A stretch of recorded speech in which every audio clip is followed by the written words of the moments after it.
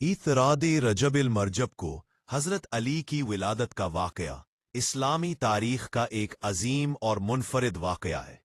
रिवायत के मुताबिक हज़रत अली की विलादत खाना काबा के अंदर हुई, जो एक ऐसा शरफ है जो आपके सिवा किसी और को हासिल नहीं हुआ।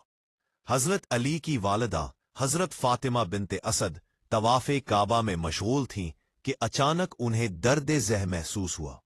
उन्होंने अल्लाह के घर के सामने दुआ की।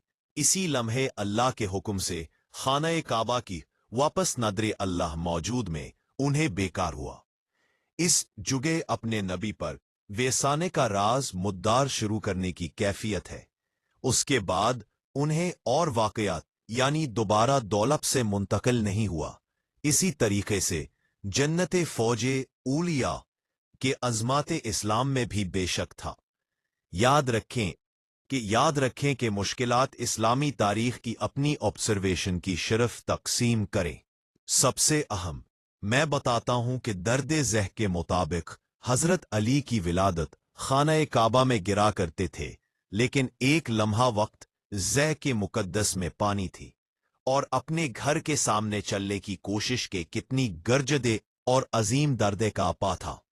इस तरह से आप इस्लामी तारीख के एक बड़ी वाकया निभाते देखते हो जो औरों में सूफिया और मुबारक पूछता है।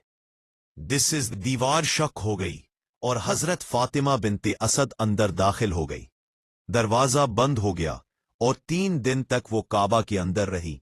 चौथे दिन हजरत अली को अपनी गोद में लेकर बाहर तशरीफ लाई। नौज़ायदा हजरत अली ने आंख खोलते ही सबसे पहले रसूल अकरम सल्लल्लाहु अलैहि वसल्लम को देखा और बाज रिवायात के मुताबिक आपने ज़बान खोलते ही तौहीद और अल्लाह की हम्द बयान की। रसूलुल्लाह ने आपको अपनी आगोश में लिया और अली नाम रखा। हजरत अली बचपन ही से रसूलुल्लाह की निगरानी में परवान चढ़े। आप सबसे पहले ईमान लाने वालों में शामिल हुए। शुजात, इल्म, तकवा और अदल में आपकी मिसाल नहीं मिलती।